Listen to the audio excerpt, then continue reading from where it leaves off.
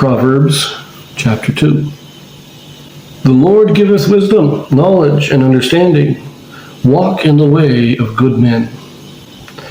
My son, if thou wilt receive my words and hide my commandments with thee, so that thou incline thine ear unto wisdom and apply thine heart to understanding, yea, if thou criest after knowledge and liftest up thy voice for understanding, if thou seekest her as silver and searchest for her as for hidden treasures, then shalt thou understand the fear of the Lord and find the knowledge of God. For the Lord giveth wisdom, out of his mouth cometh knowledge and understanding. He layeth up sound wisdom for the righteous. He is a buckler to them that walk uprightly. He keepeth the path of judgment and preserveth the way of his saints. Then shalt thou understand righteousness and judgment and equity, yea, every good path. Let us pause there. It says here, "Will you hide my commandments with thee?" This doesn't mean ignore them or to keep it. This is to treasure them up, to keep them sacred. Because the knowledge of God, the gospel, is something sacred and needs to be treasured. It is a precious thing that we have the gospel. But like from the Lord giveth wisdom, from his mouth cometh knowledge and understanding. But I like that even better right here.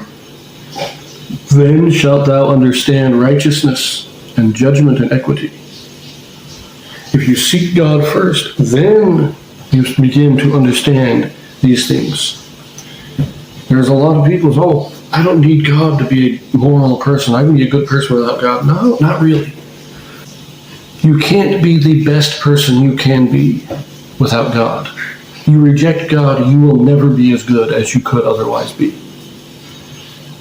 You can be a decent person, but you will not have a true understanding of righteousness, judgment, and equity if you turn away from God. Only through God do we know these things.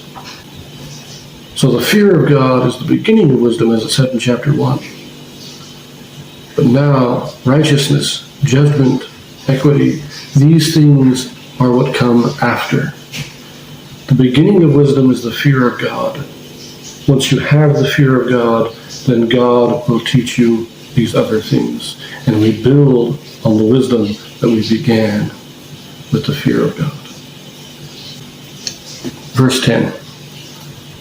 When wisdom entereth into thine heart, and knowledge is pleasant unto thy soul, discretion shall preserve thee, understanding shall keep thee, to deliver thee from the way of the evil man, from the man that speaketh froward things, who leave the paths of uprightness to walk in the ways of darkness, who rejoice to do evil, and delight in the frowardness of the wicked, whose ways are crooked, and they froward in their paths, to deliver thee from the strange woman, even from the stranger which flattereth with her words, which forsaketh the guide of her youth, and forgetteth the covenant of her God.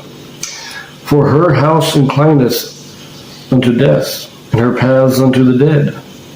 None that go unto her return again, neither take they hold of the paths of life, that thou mayest walk in the way of good men, and keep the paths of the righteous. For the upright shall dwell in the land, and the perfect shall remain in it. But the wicked shall be cut off from the earth, and the transgressor shall be rooted out of it. That's another interesting one. This is very true here. And I like this. When wisdom entereth your heart, and knowledge is pleasant unto thy soul, then discretion shall preserve thee, and understanding shall keep thee. Now, what is it going to preserve thee from? From the ways of the wicked. How many people, even in the church today, are embracing false doctrines and wicked and truly evil practices because they are putting their trust in the world rather than in God? They have left the path of wisdom and are embracing wickedness. And I like the keeping from the strange woman, which flattereth with her words, which forsaketh the guide of her youth. This is specifically talking about such things as prostitution, adultery. You can preserve yourself from being seduced by this kind of wickedness. You won't get, if you have the fear of God to teach you righteousness, judgment, and equity, you will not fall into the paths of the wicked.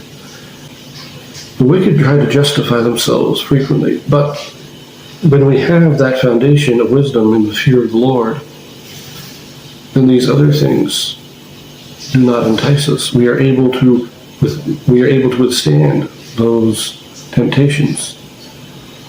I do like that. Discretion shall preserve thee. In other words, wisdom, you are more cautious in what you do because you think about the consequences. You think about what will result from your actions. You don't just act on the moment. You don't act on momentary pleasures, momentary passions. You consider what will be the end result. I think this is particularly relevant for the modern day. And I'll see you in the next one.